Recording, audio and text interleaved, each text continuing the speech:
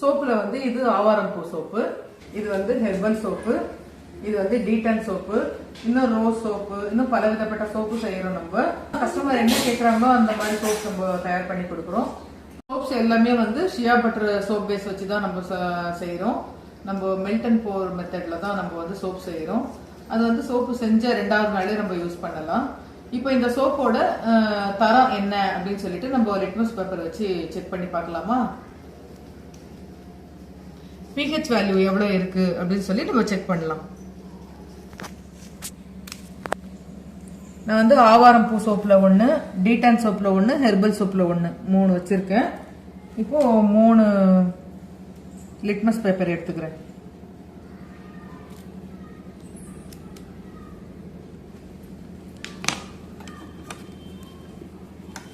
கொஞ்சமா தண்ணி போட்டு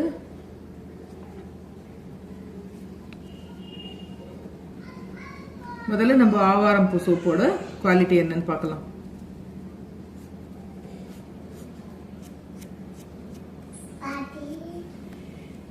கிரீன் கலர்ல வந்திருக்கு.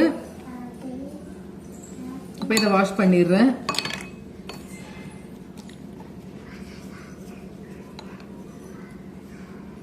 ஹெர்பல் சோப்ல பண்ணி பார்க்கலாம்.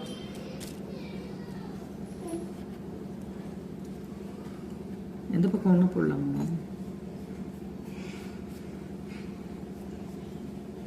இதுவுமே லைட் கிரீன்ல வந்திருக்கு.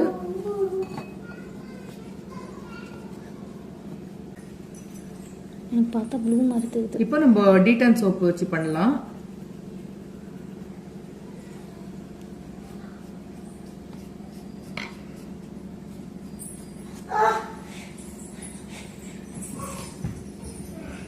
இது டீடான் சோப்புது, இது ஹெர்பல் சோப்புது, இது ஆவாரம் பூ சோப்புது.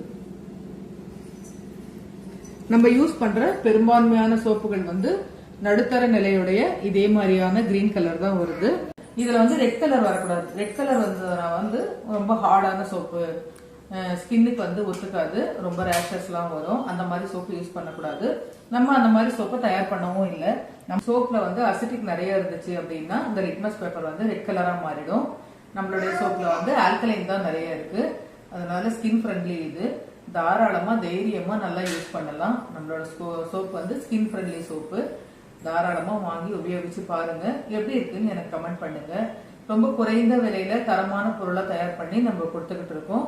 நிறைய பேர் வாங்கிட்டு இருக்காங்க. வாங்குறவங்க ரொம்ப சூப்பர் அப்படின்னு சொல்லி கமெண்ட் பண்றாங்க.